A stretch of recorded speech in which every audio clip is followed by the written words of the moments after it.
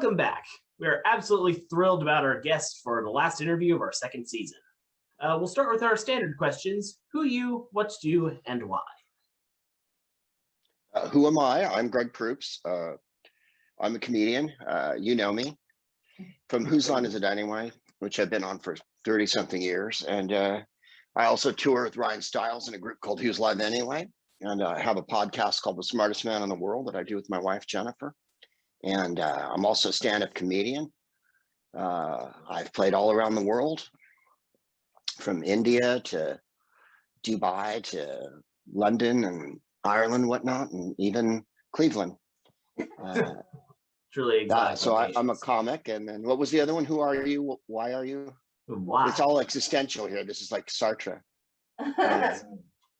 Why do I exist?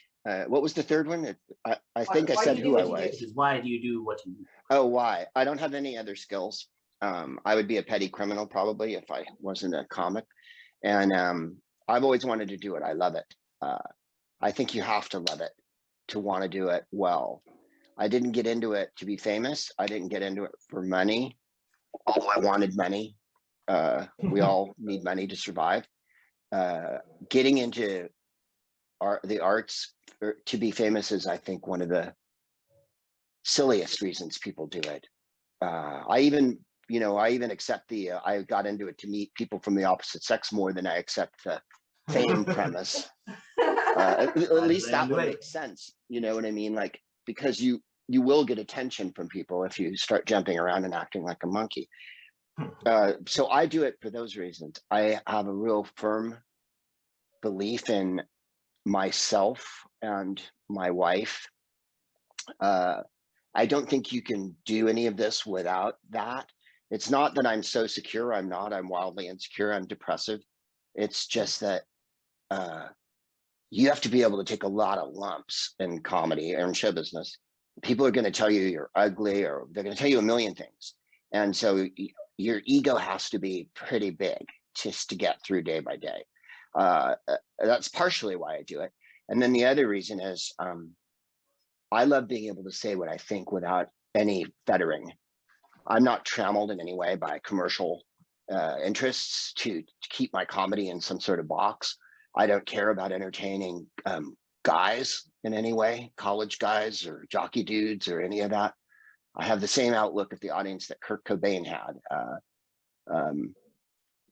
He didn't feel any need to play to the grandstand of white guys. And I have so relieved myself of that and shed that from my ethos that I feel wildly free going into the future. White straight dudes and dudes in general get so butthurt over the littlest things, and they really like to rove in a group. And I'm trying to alleviate that as an old white guy. So that's why I do it. I want to talk about abortion and women's rights, people of color, people that don't have a voice, that I can amplify their voice because I have the platform and I'm a white guy and people definitely listen to white guys. So my feelings about, excuse me, my feelings about comics who don't use their platform that way are entirely private, but I think you can go see where I'm going with this. I would never state outright that I think everyone should act like me, because I don't, but I also, if your whole motive is to just incite dudes to take supplements and act ignorant, then that's certainly an aesthetic choice that you're making. That's something that I have no interest in. I guess with that sort of outlook on life and purpose in your work, I'm guessing worrying about being canceled is not exactly a big concern for you. Well, it also is not a huge commercial avenue, but the people who say they're being trammeled by political correctness, the people who say they're being fettered and locked in by wokeness and stuff like that, they want to be racist, sexist, transphobic jerks. And that's their excuse for using words like wokeness and political correctness.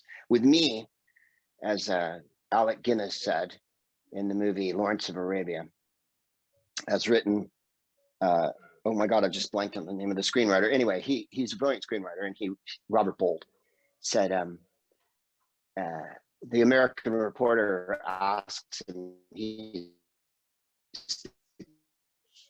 king. I lost connection for a moment there. Could you repeat the quote, please? Yeah, absolutely. Alec Guinness plays King Faisal in the movie Lawrence of Arabia, and Robert Bolt wrote the screenplay. And this is how I feel about political correctness. He says, isn't Lawrence known for his mercy, which is an Englishman fighting for the Arabs? He's giving him full credit, but intimating that Arabs aren't known for their mercy. And Alec Guinness, as the king, says, with Lawrence, it is a passion. With me, it is merely good manner. Did we stop again? Oh, the connection. Are we good? Can you hear me? Yes. Yeah, we're good. Yes. So Sorry. Anyway, with me, it's a matter of good manners. Not calling people horrible names and not being prejudiced against them is something everyone should do. And if you don't do it and you feel that the world is pushing you to do it, you're kind of an asshole and you need to deal with that. So that's where I'm coming from on that. Like when people say that, oh God, everything's so correct now, I can't do my work. Then why don't you just go play to the other rednecks? Because that's where your audience lies. Them that raise the biggest stink about that are usually the ones that are trying to like justify worse actions. And then them that ain't that concerned about it, they don't really have anything to justify there. As Alonzo Bowden, my friend, says, the comedian. We actually interviewed him previously. Yeah, well, Alonzo says, have you ever seen a white supremacist say or do anything that indicated they were supreme? And I always look at it that way. Like a lot of people are blathering all the time about how they're having their rights stripped from them. It doesn't really come off like you're supreme. It comes off like you're as weak as can be. So, are we still going? Yes. So, getting back on track. Is there anything you're working on right now or have coming out soon that you'd like to tell our audience about? Oh, I'm always working on stuff. And yes, I have lots of stuff. My podcast is, I have a new one out this week that Jennifer and I did on Monday, where we talk about, I'm sorry about the belief blurs, I really am, about Shock G, who was a rapper from the Bay Area where we're from, who had a giant hit when we lived there called Humpty Dance with the Digital Underground. And he gave Tupac his start. Tupac was in the group, the Digital Underground. You can see him as a young guy, like kind of bouncing around in the background.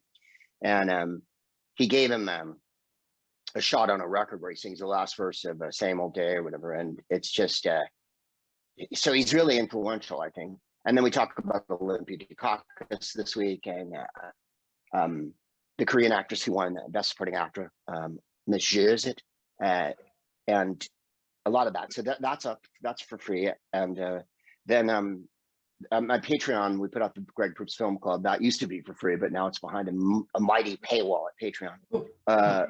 And then I'm doing a live podcast at the Nowhere Comedy Club on May 15th at 5:00. And that's a live show, which I'll be doing from right here in the Fortress of Proopitude. I took a month off from this. I usually do a stand-up show and a two-hander with Ben Glebe every month, but I'm taking a month off this week to kind of pull it together. And then I'm back on the road with Who's Live with Ryan Stiles Joy and Jeff Davis. I believe we're supposed to go back out in the very end of September, beginning of October. So we're hoping and praying that everybody gets vaccinated and that we get closer to having full venues by the autumn. So, because that's our goal, is to go back out again. And we have loads of dates booked. So we'll see how it goes. You know, some states are pretty ropey about how they have their protocols. In California, we got lucky because our governor and our mayor here in Los Angeles actually cared whether people lived. So we've got the infection rate down really hard here, and knocking on wood as we speak. No reported people have passed away in the last 3 days here in Los Angeles of COVID. Nice. And that's a huge improvement. In January, they told us don't go to the grocery store. you know, let's don't do anything. And we were underwater then. And it's only been 4 months. And I'm not saying it's fixed here. I'm just saying we're lucky, you know, they're going to open, I think, bars in a couple of days, which is a really awful idea, but they're going to do it. And then I hope venues. So I'm hoping by the autumn venues will be at, like, instead of quarter capacity or half capacity, they'll be closer to being full capacity. And then we can really go back to playing for the crowds that we're used to. Okay, this is a really fun show. We do a lot of improv and singing and jumping around, and we have lots of guests. Dave Foley sits in with us when Ryan don't want to do it, or Drew Carey, or Chip Eston. So Wow. Kathy Greenwood. We all be coming to Austin by any Oh, chance? what happened here? Hello? You have to say something. Can you hear me? I can't hear you. Hang on 1 second. Okay. There we go. Sorry. I'm 61, so you have to be really patient with me. And it seems that my earbuds have decided to be horrible. And all right, I'm going to go and come back in 1 second. Will you let me back in? Yes, Yes. I'm always sideways. There we go. Hello. there it is. So you can hear me? Sorry, the lead blowers are going now. Yeah. My AirPods cost of like, how much these cost? Like a couple $100. So one will go out and then two will go out, and you're like, is this just random shit that you're doing on me? Like, do I have to kick the shit out of you to teach you that you're a machine and you're my servant? Not sure if we should save this for the outtakes or not. No, I Right? leave it in. Right? Leave it in. Leave it in. We're just experiencing some technical difficulties. Got a ball and chain made of Apple and some earbuds. So for Who's Live, will y'all be coming to Austin by any chance? I don't think we're coming to Austin. I looked at the schedule. I have it in my other room. We're doing the Midwest and the South and the Northeast. And then we're coming back to California at a certain point. And then next year, we usually do hit Texas. My recollection is it's kind of a Houston, Dallas, Austin situation. If you don't, I can go grab the schedule if you want, just to make sure. No, Hang on you're one second. good. All right, hang on 1 second. We're experiencing more technical difficulties. Right? This is gonna be a fun one. I love this though. This is great. It's the last one. It's the last one of the Yeah. season. You know, Right? things go sideways. Things get weird. Love it. This is how the season ends. This is how It's the the final one of ends. the Not with a season. bang, It's but with disorganized. Yeah, it has to be edited together. Sure. Now we go. This year we're supposed to go to Iowa and whatnot. For some reason, we're playing like a couple of places in Iowa, which really makes me like Ames, Iowa. Like we've never played Ames, Iowa before, but okay. And then oh yeah, then we get the Bay Area next year, and then Tennessee. Actually, we go to Knoxville Mhm. and Memphis. We go to Nashville, but I quite like Knoxville and Memphis. Nashville, I don't know. Any place that lets Kid Rock have a bar in the middle of the street, like, and it's called the Redneck Riviera, that whole street, and it's so gross. It's just And like, this, ladies and gentlemen, is how we piss off Kid Rock. Oh, who cares? right? Don't white I'll people take it have as an enough? achievement. Yeah. Don't white people have enough playgrounds? Do we really have to build another one for them? No, we're in Massachusetts, Iowa, Michigan. No, I don't see us in Texas. I see Florida and Arizona. Oh, well. But you know what? We're going to tour all next year. So my guess is if we're still alive, no, we got Atlanta and all through the South, but not. And Florida too. And Ryan's even going to Florida and he hates. Ryan has all these imaginary things that he hates. Like he sees it on TV and then he hates it, you know? I doubt he's ever been to Florida. But we've played Florida a lot. And of course it's fantastic. Just because the governor's a Nazi, you know, it's not, yeah. I can So no, relate I to don't bad see us. governors. We're stuck with Greg Abbott. Well, him and Dan Patrick and your attorney general are all thoroughgoing seditionist Nazis. So that's your hard cheese there. It's really bad. And of course, the Capitol, like Austin and the capital of Wisconsin, Madison, are the liberal bastions of the state, you know, which is hilarious. Although, you know, let's be honest, Dallas and Houston aren't. There's plenty of Democrats all over Texas. There's plenty of. Yeah, San Antonio as well. I love San Antonio. We played San Antonio a couple years ago, and the hotel was fantastic. It was right on the river. It was real touristy. It was like, you know, in the style with Spanish thing in the balconies. And the balcony was so small that I had to like put my feet up on the thing. So I sat outside and all the little boats go by, and, you know, the little barges, the tourist barges, and the carriages that are all lit up and they wear top hats and whatnot. Yeah. And I was drinking beer and, you know, smoking weed and talking to my wife, and I really enjoyed it. And in the room, one of the air conditioners clearly was like a health hazard and had like Legionnaire's disease pouring out of it. Like it was one of those, as Texas, only Texas and the Southwest can do, a drippy air conditioner that's from fucking 1978, right? And it's just pouring out of one corner. So I had to remember, now I'm high, so I keep forgetting that each time you go by it, you have to go to the right. Otherwise, you're going to get a big drop of air conditioner water right up you. And then mind the floor, because the floor is completely sopping in one area. So I threw a towel over it to warn me, and I still walked on it 50 times. So I touched it. I had it in my ears, my eyes, because every time I'd walk on it, I'd, fuck, don't do that again, right? And then it would go. But, you know, you have a beer, you know. The next morning at that hotel, went down for breakfast. And I usually don't go down. I usually eat in a room, and I find Jeff Davis down there, and both of us were completely hungover. And there's nothing like that breakfast. I had chili Achilles with, or was it huevos rancheros, pot of coffee, basket of warm tortillas, you know. That'll really put you back on your game. You ever need something like hangover cures or really just someplace to stuff your face, then Texas is the place to do it. Tex-Mex is really good for that. Oh, so that my memories of San Antonio are super fond. And the night before, we played a really beautiful theater on the river, and some art center. Can't remember the name of it, but this is all you think about on the road, is how comfortable the hotel is and how the food is. And it's the food, the pre-show food, the dinner in San Antonio. We went to some Tex-Mex takeout, and it was through the roof, and everybody was, believe me, when the food's great before the show, we're all ecstatic and in a really good mood, you know. And then it's like, hey, this show's going to be great. If we don't like it, we're like, oh.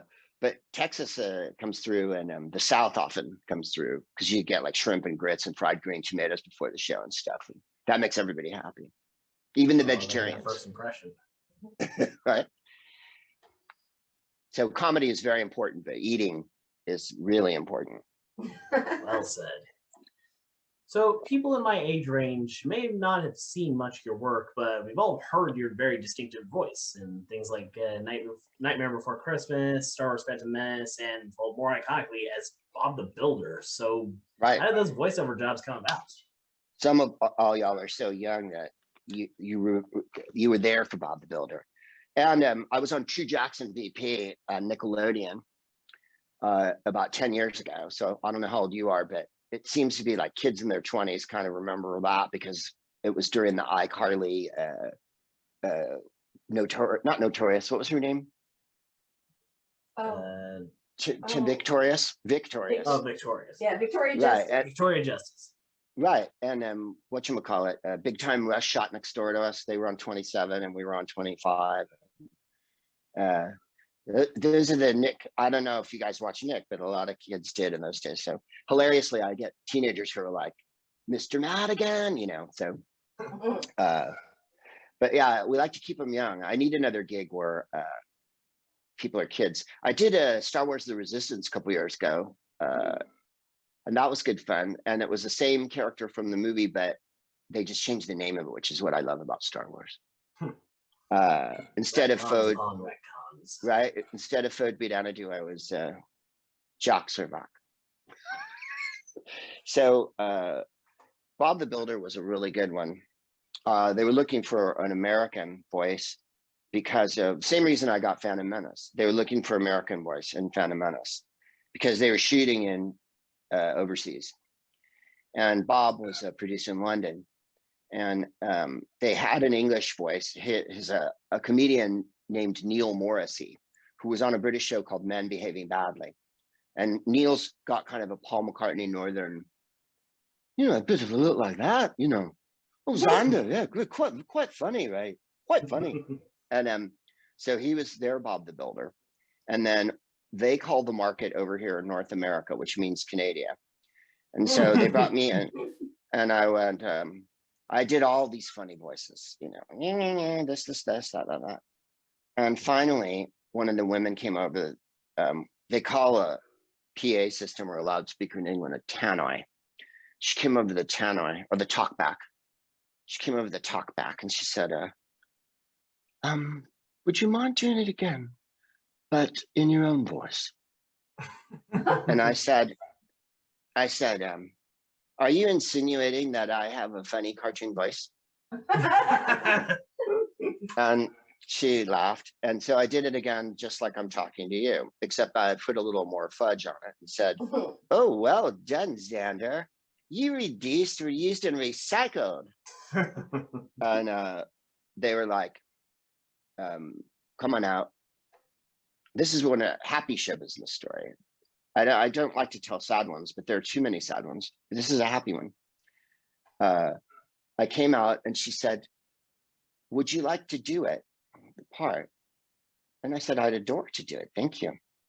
And we exchanged pleasantries and I ran out of the recording studio. We were in Soho in London, a studio I quite fancy because we get Indian food and Chinese food at lunch.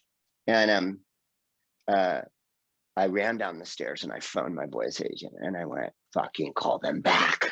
I go, they gave me the part in the room, you guys, which never, ever, ever. But no, I can't think of any times it's happened. Once or twice. That's lightning. It's like, you have to wait.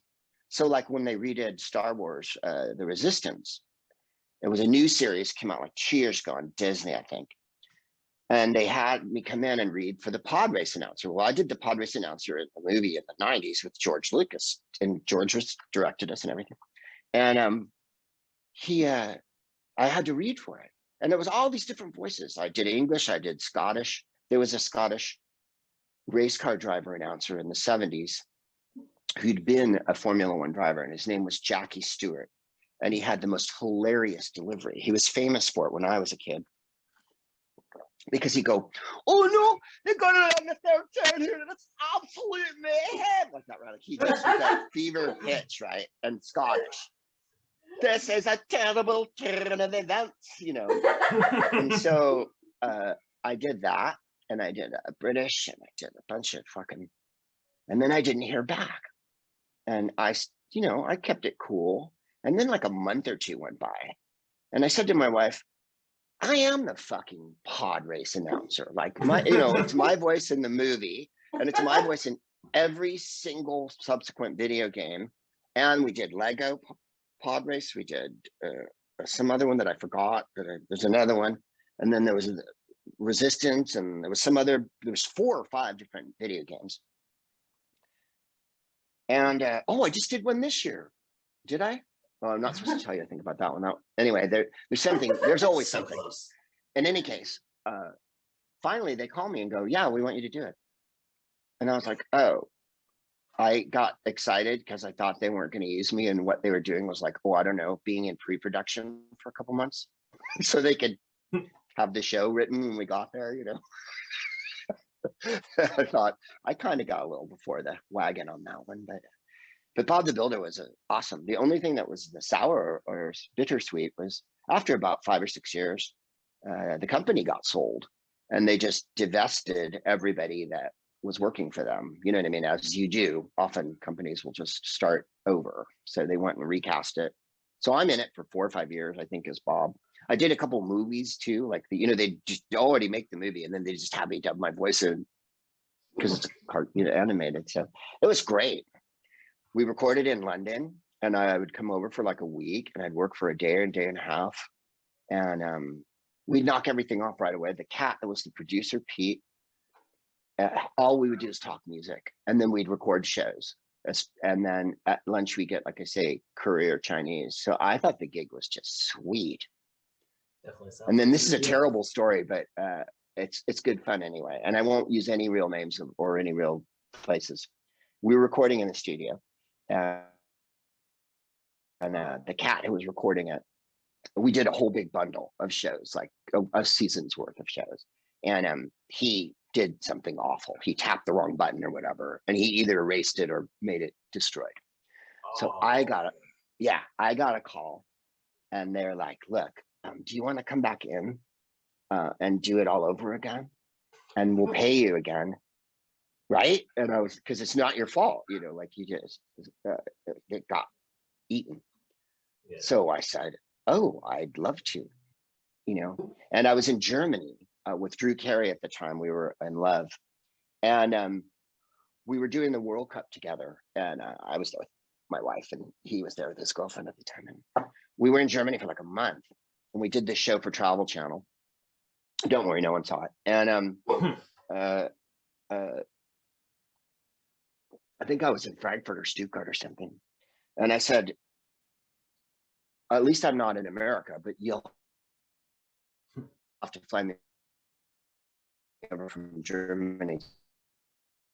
Anyway, they flew me over from Germany, and I recorded it again. Nope. And they even gave me a bottle of champagne to thank me, which was really wild. So, All right. Frozen. The greatest technical achievement. Hmm. Let's see. Are we back? Let's find out. Let's find Yeah, out. there we go. Okay, now we got it. So you mentioned earlier that Where did we drop off on that one? Germany. Germany. So they flew me back, and it was really fun. And I saw my wife. She was in London for that week, and I was over for like a day, and I went and recorded. And they gave me a bottle of champagne for my trouble, and I thought we were being awfully generous, you know. But you can't tell that to a producer. So anyway, that was a good one. Back to the topic. Yeah, sure. We did Nightmare Before Christmas. It was in 1992, I think, and I was living in San Francisco, and my voice agent gave me a cassette, and it was the song. It was the Halloween song, the first song. So I memorized it, and I did a different monster voice for every line, you know. And so when I went in, it was Danny Elfman and Denise Denobi, who was one of the producers, and I frozen again now. A way to do a MTV or something. And so I said, can I go at the very beginning? Like, you know, the first person you see that day. So they put me at noon or something. And I went in and I said, I'd like to start off by being obsequious and sycophantic, if I may. And they said, yes. I said, I want to say that the music reminds me of Harold Arlen. Because Harold Arlen wrote The Wizard of Oz. And so then I did the song, and I got on the movie, and my friend Debbie Durst, who's one of my best friends in the world, got on the movie, which was fantastic. She's a comedian too, and her husband's named Will Durst. He's a comedian and kind of a mentor of mine. And then another cat from the Bay Area named Glenn, and I'm blanking on his last name. He sang with the Hoodoo Rhythm Devils, and he's the werewolf in the movie because Glenn talked like this. And when he sang, that's how he sang. Ain't love a laugh is even funnier the second half. It's like a fine wine, like another funny valley. Like, he had this unbelievable blues voice. Glenn Walters. And he looked like that, you know, and he said, oh man, I'm bored. Let's do something. Let's go get drunk. And so we were the Bay Area contingent, and Debbie was the dead baby, and hilariously, she was also the dead baby's mother. And she sings those parts. I think she was a witch too. I can't remember. She's a bunch of parts, and you hear Debbie all over the soundtrack. And then Henry subsequently used her in James and the Giant Peach. I think she's in that one as well. Nice. So, and then all the other singers were professional sight reading singers. In other words, these are the people who do advertisements and jingles and the Academy Awards, that kind of thing, where you show up and they give you a bunch of sheet music and you sing it, right? And because you're so good that you can read sheet music and sing perfectly on key and all that. So all of the other singers we worked with, who are enormously talented, Sherwood Ball and Carmen, oh, I forgot Carmen's last name. And one other cat who I work with, Randall, he was the BMS and someone else. Him and me are the only two of the background kind of people that do the live show. And then we do this live show. And my biggest disappointment last year, aside from Nazis trying to take over the United States and killing 500,000 Americans, was that we couldn't go on the road with Nightmare Before Christmas, because the year before we'd went to Tokyo, London, Dublin, and Glasgow. And the year before that, we were in New York, Hollywood. And the year before that, we did New York. Like, you know, Danny was getting jacked up about doing it. And, you know, when you do Tokyo and all those places in 1 year, it was great. And so that got shit canned. I don't think I'm supposed to talk about what's coming up. But anyway, it's a great live show. And we won't be doing it around the world or anything, I don't think this year, but certainly soon. And Catherine O'Hara sings Sally, and Ken Page sings Oogie Boogie, and Danny sings Jack, and we all do all the monsters, and there's a full orchestra and the video and shit. It's fucking wild. We did it in Tokyo at a concert hall and Hollywood Bowl with giant special effects and stuff, and it's the funnest thing in the world. Nice. So you've done stand-up, improv, voice work, singing, acting, and everything with TV, film, everywhere. So what kind of performance do you enjoy the most, and why? Oh, The Nightmare Before Christmas, because I sing the whole part. And when am I going to be paid to sing with a symphony orchestra at a musical? I'm never going to be in an opera or anything like that. So I'm the only non-professional singer of all the singers. Everyone else that sings in the show works in commercials and movies. You know, they're all like jazz singers, and I'm just me. So that one makes me happier than anything I do. I bounce up and down and laugh through the whole thing. And then the next thing I love the most is the podcast, because I've done it with my wife here for the last year, and that's been awesome.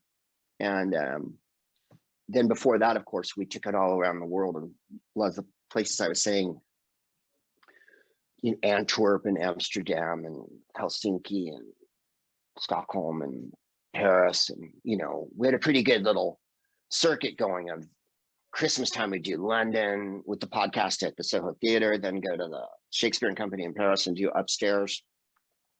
Intimate podcast with just friends, and overlooking the Seine and Notre Dame Cathedral, and just, you know, when you can get your gigs curated down to that, it was pretty sweet. So I was sorry, bummed to see that kind of come to a halt for a year, but hey, I didn't have the worst of it. So.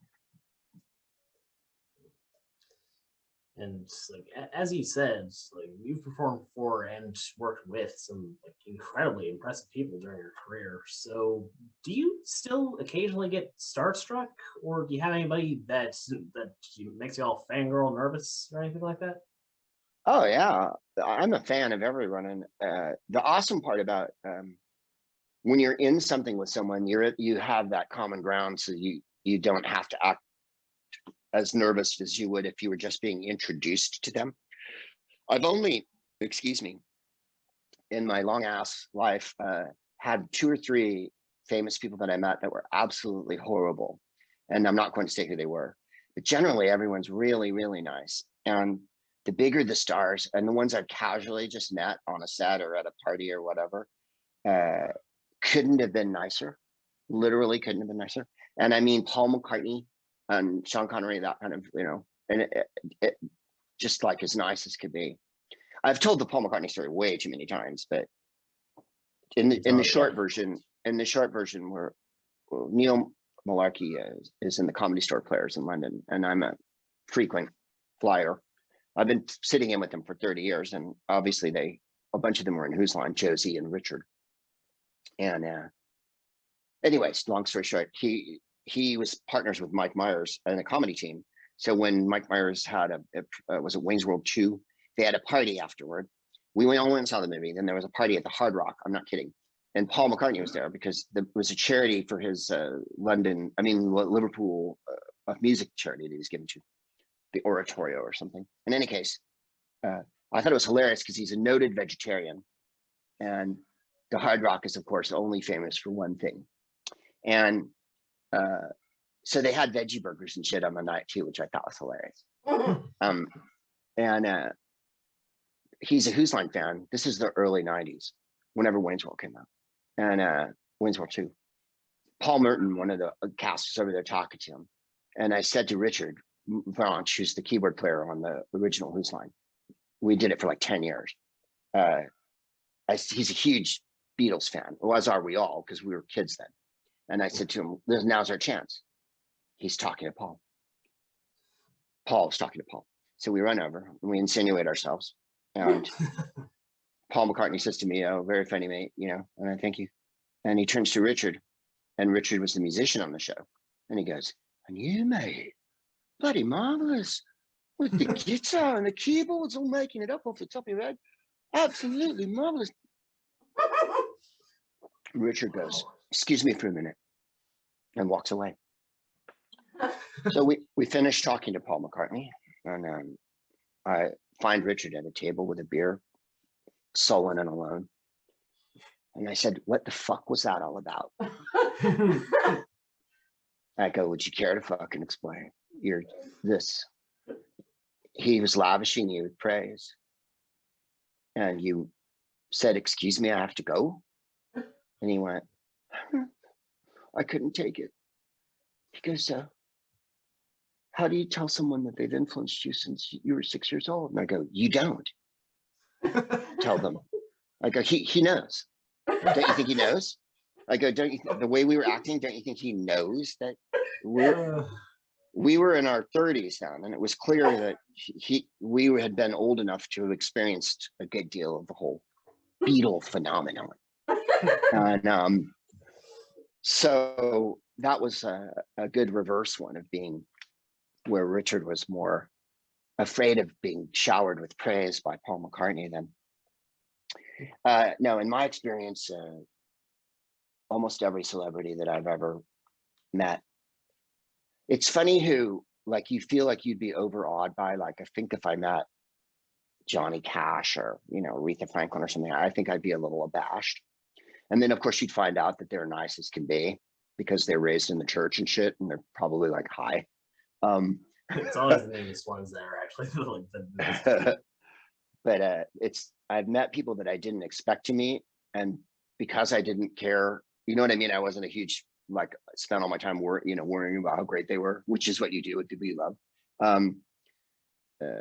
Like, we met Duran Duran at a restaurant in San Francisco, and Simon Le Bon was sitting there, right? And my wife goes, hilariously, "Do yourself a favor and go to the bathroom." And I said, no. I said, "In our long relationship, Jennifer, you've never really said that to me. I'm just wondering where this is coming from." And she goes, "Just take my advice. And I think you'll find it sage, So I get up from the table and I walk one table over. Behind me is Simon Le Bon, wearing a jaunty fisherman's hat and reading a book. I can't remember which book, but something formidable. It wasn't Schlock. It wasn't James Patterson. And I stop at the table and I go, "Hey, mate." And he goes, "Hey, oh, it's you." I go, "Hi." I go, "My wife's over." "Who?" And then, "Oh, we're doing a show tonight." And then the road manager comes over and goes, "Do you know who you're talking to?" And I go, "Yeah, Kaji man." And everybody laughs. And so, "Oh, come to the show." I go, "Well, I can't, but Jennifer's, free." So I took her downstairs at 5 o'clock to the hotel where a van was waiting with all of Duran Duran, and Oh. put her in the van with her and her friend and waved goodbye. And I went to the comedy club, and she went and watched a Duran Duran concert backstage, and Simon fed them and gave them steaks and drinks, and they got drunk with Duran Duran, and their manners were unbelievable. And then I got to go like 2 nights later. They were playing in LA, so I sponged in and said, "We're coming again." And I saw John Taylor in the elevator, and I said, "I'm just here to lig, man," which means you're sponging off people. It's a British term. You can lig, and you can be a ligger, and you can do some ligging. It's like dossing. Dossing means you're not doing anything. You're just being a shiftless idiot.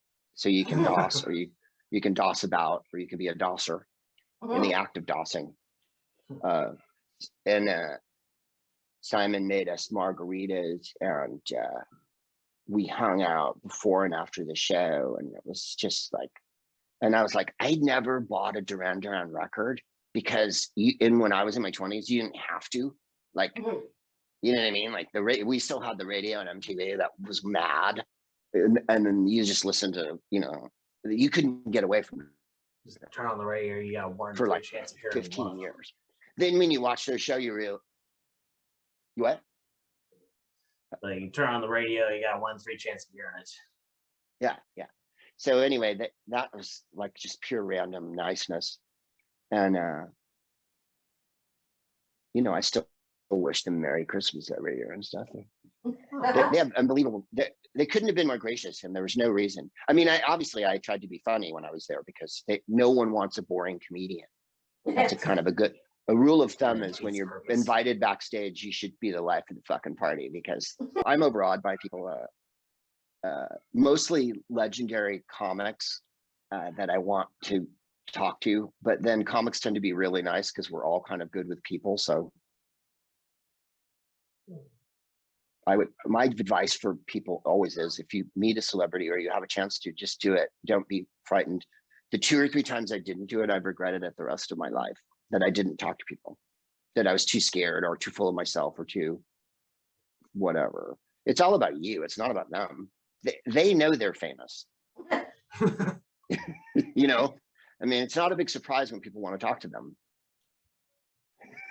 So It's very sage advice. I mean, Bob Dylan might be sticky, But figuratively, but, or literally. Right? Yes. So back, getting off of the 2 or 3 tangents there. I mean, both our interviews on the show are usually kind of like 99% tangents. So you've done 3 versions of Whose Line Is It Anyways at this point, in 2 countries over the span of over 30 years. Now, I might be getting you in trouble here, but which was your favorite version, and who is your favorite host? Oh, well, I love all my children equally, except for the boys. Them I'm going to stake to the goal till they die.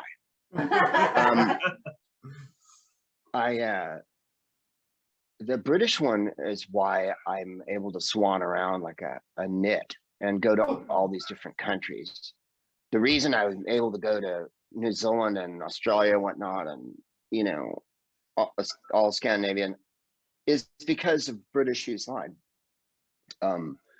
We played in India a couple years ago, me and Jeff Davis, and Whose Line's always been carried on Star TV there, right? And so it's astonishing the power of telly, especially in the 90s when the show was really first starting. And then the ABC one allowed me to move to Los Angeles and like have a whole nother thing go and do a lot of stand up. And then meeting Drew and Rai, we've been in a group together basically for the last 20 something years and done the road. So that's been a pretty important moment in my life. And we were, like I said, up until March of last year, we were on the road. In 2019, we did 100 dates. We did more than 100 dates as a group. So that's a lot of time on the road together. And that was what we were going to do that last year, but that got cut. So then that's why we're picking up. That's why I say when I say we'll get to Austin, like I mean it. We'll get to Austin. And Eagerly awaiting.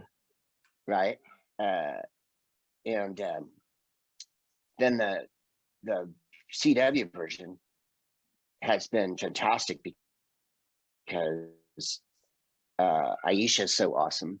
And last year when things were at their worst, when it really felt like we were going to have that Nazi takeover, I asked Aisha to do a bunch of things for free to help stump for different candidates and do, you know, fundraising for Democrats. And she jumped in and is just, I mean, I've known her for 20 years, but she's such a mensch, and I have a lot of respect for her. And I think that that's been an important moment in the CW one, having a relationship with Aisha that where I can ask her for a favor and not feel like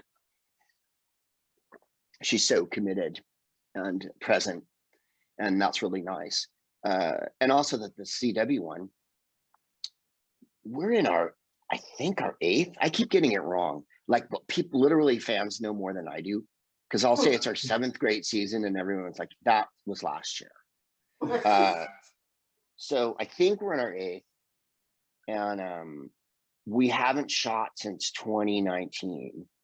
And we had a whole season last year and a whole season this year of shows that we canned in 2019. So that's how efficient the show is. We got 3 seasons out of 1 shooting schedule. And I'm telling you that shooting schedule is no longer than 6 or 7 days. I'm never committed more than 1 or 2 days ever. And I've been on hundreds of episodes. So They all have their, and this is the one that people hilariously after 8 years on the CW, people say to me all the time, and all the guys, don't you miss doing Whose Line? And I'm like, well, no, I have done 8 years on the CW. I'm on the road with Ryan for 100 days a year. I often do gigs with Colin and Brad. When I'm in England, which used to be 2 or 3 times a year, I sit in with all the English people from Whose Line. And when I did Edinburgh the last time in 2019, it was with the whole cast of the British Whose Line and Clive Anderson too.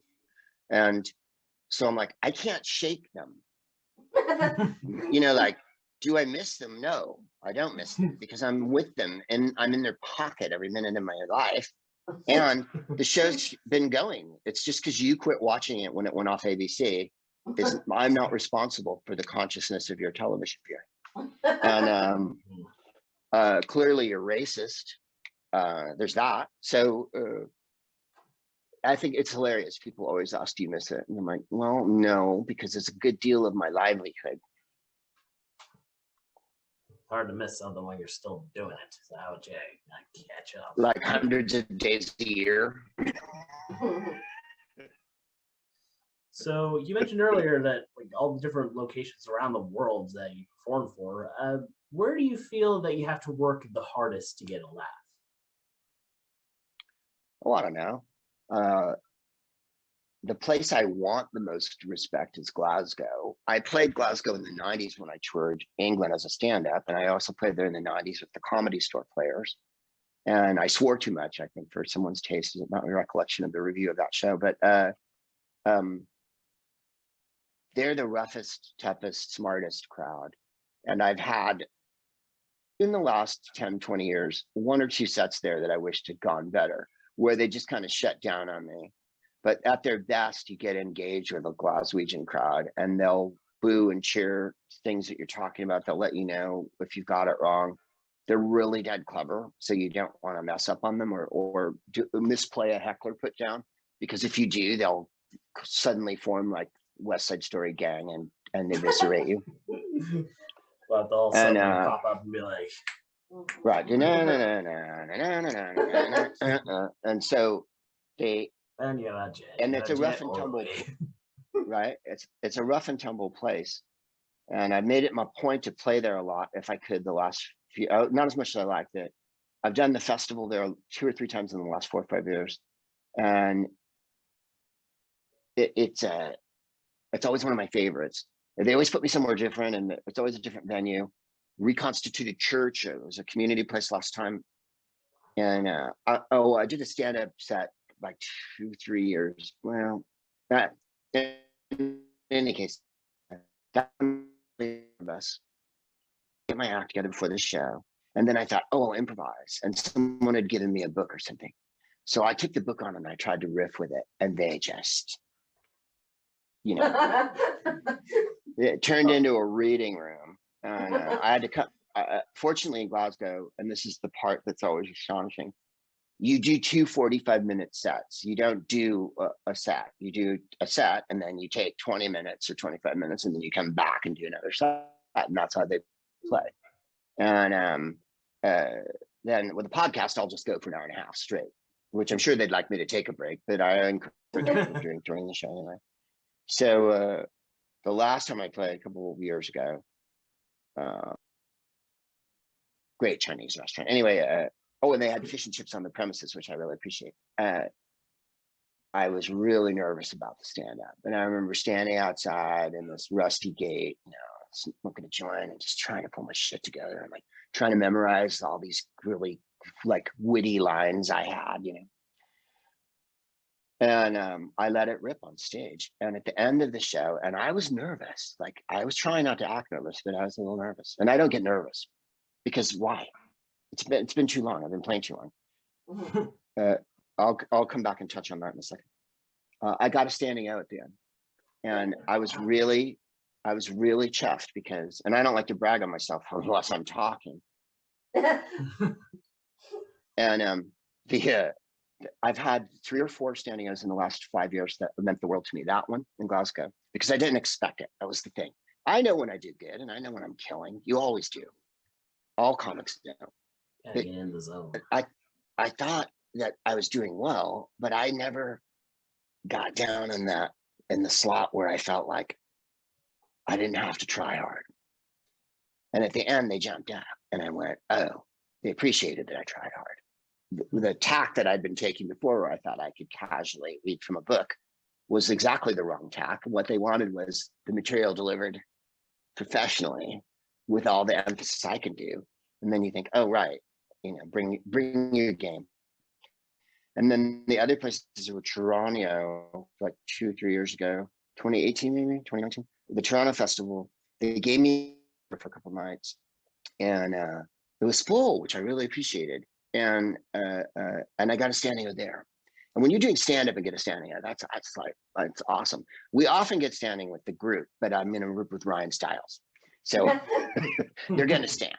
They're going to stand. And if they don't, we want to know the reason why. We're pretty energetic. And then I got another one in hilariously Spokane, Washington, which is Eastern Washington, and Spokane's a little more rednecky. But the crowd that comes to see me isn't rednecky, right? There's a lot of nice people in Spokane. And I played the comedy club there like 4 or 5 years ago. And then I played it again a year ago, or right after 45-1. And I got standing outs both times there. And I don't know what it is with the club. I don't know what it is with the audience. I do my same set that I would do anywhere. It's just that Spokane is like magic for me. And I have no idea why. And I can't wait to go back there, because I really didn't expect it either time. I thought I had, you know, okay, that was good. And then, wow, you're like, okay, this is awesome. You know, like the times you know, I could never tell you that I'm going to get a standing ovation as a stand-up comedian. When we're in the group, I can tell you if we are or not, because I can sense how well it's going, you know. But then there's just So there's that. Something about Spokane. Oh, and what I was going to say, there was something earlier that I was touching on it. Oh, well, never mind. About you were saying about being nervous. Right. So that's my nervousness. It's not nervous to be in front of people. It's not nervous to be on stage. It's not nervous to perform or any of that nonsense. I don't have that thing with Barbara Streisand where she gets nervous where she goes on. With me, it's I want, if I'm doing stand up, there's a specific thing I have to do, right? So you have to have your hat on. And then the podcast, because we're walking backwards, I have to be able to cope with that. So that's what I'm thinking about, not, oh God, what if I fuck up? You know, it's not that, because I'm not going to. And even if I did, it's not my fault. Then I can blame the audience.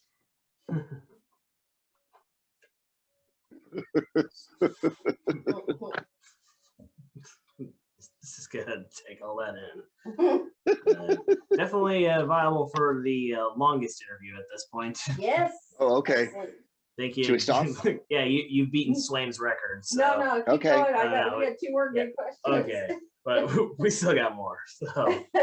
So when did you know, like, when did you first know that you wanted to be a comedy writer, performer, etc.? Oh, I think as a kid, but I didn't have the confidence. You know, I helped write the play in like 5th grade, and you know, we had some great creative writing teachers when I was like 10 and 11 that really encouraged us to write. And then there's the horribleness of junior high, and I wasn't very tall, and I Yes, the deepest had a pit high in pitched hell. voice, and yeah, it's so I kind of hid for a couple of years there because I didn't want to get my ass kicked. And then in high school, all bets are off. So I started performing in earnest and doing stand up then, and plays and DJing and all that shit. And then it was really never a question. It was a question of when I could quit what we used to call Joe jobs, a regular world shit. Yeah. So that took me till 25. I was 25 when I just quit.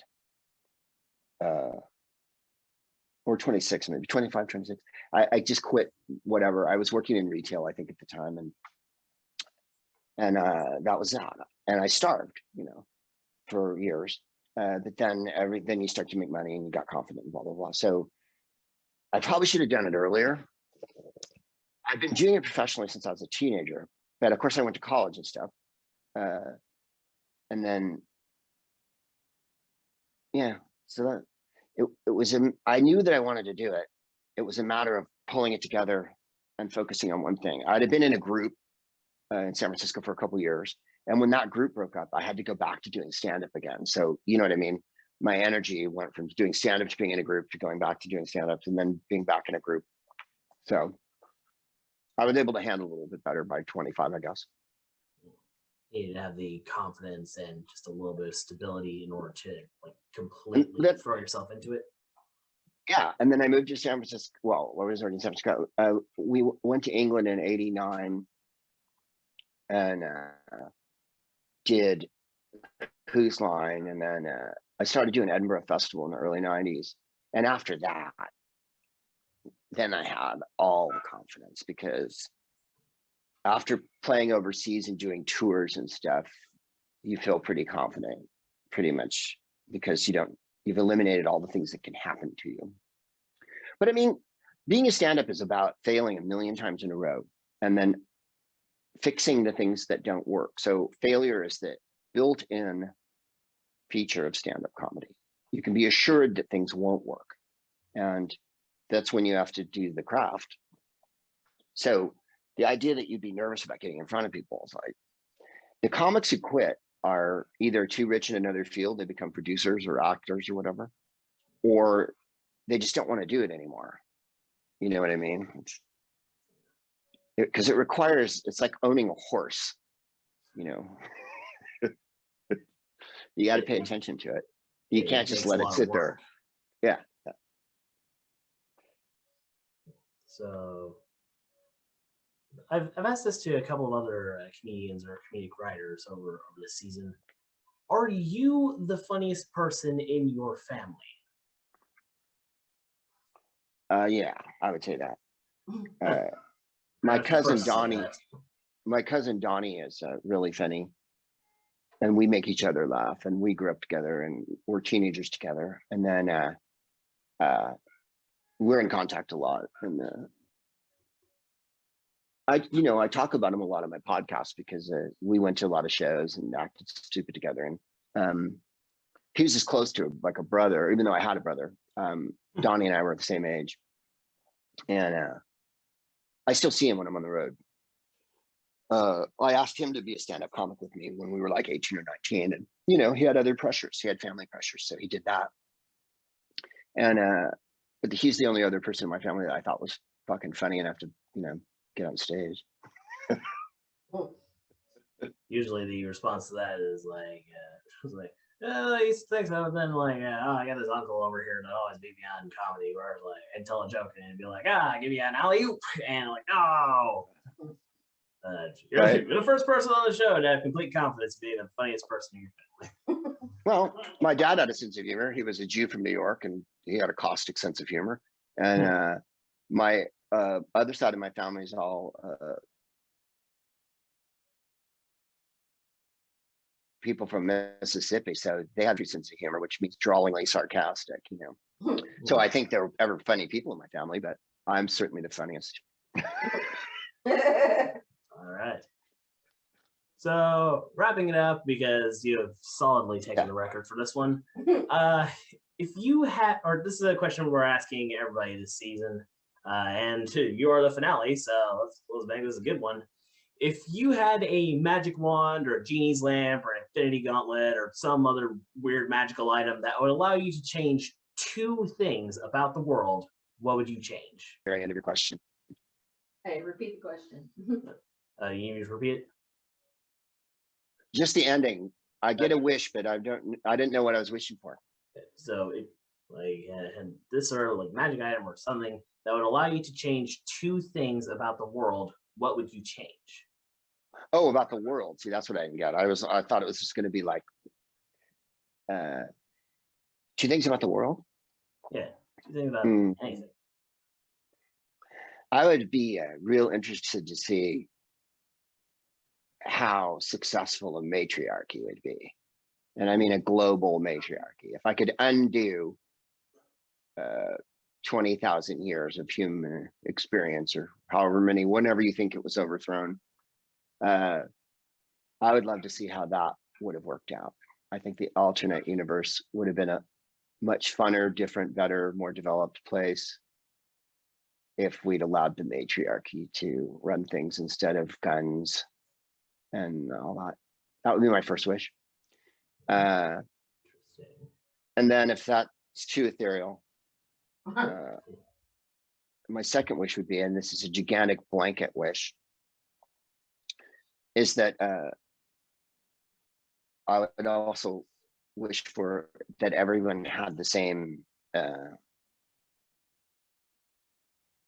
amount of, I'm trying to put this without sounding like the complete, which I am, West Coast liberal. I would like to see actual equality and starting ground for everybody. That means I would see wealth divested from the rich, evil people that have it, because I don't think any goods come of it. I wouldn't put any advances in society, any advances in how we treat each other at the feet of billionaires. I would say if anything, they've fought tooth and nail to make sure that as many people are as unhappy as humanly possible. So I think a redistribution of wealth wouldn't be a terrible thing. All right. Is there anything? Then we have to have a GoFundMe for policemen and a GoFundMe for nurses who are sick, which is like the sorriest thing that any modern country has ever put forward, that we actually have to do charity for people who clearly, which is, and then yet, if we talk about raising the taxes, you will see an endless parade of white people on TV screaming that it's unfair to millionaires, an endless parade of it. And it'll never end that we wanted someone to pay $1 so that I didn't have to die or whatever. Could have ended on a bouncier note, but hey. Well, wouldn't be the craziest thing that's ever happened on these interviews. Is there anything if I had turned off the recording right now, is there anything selfish that you'd wish for yourself? Oh.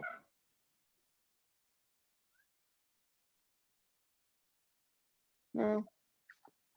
I wouldn't, one in San Francisco, one in Scotland kind of thing, one in London. I realize having multiple houses is a super fancy thing that I'd settle for a throwdown crib in each place. Nice. All right. Well, I guess that about wraps it up. Greg Proops, everybody. We'll be right back.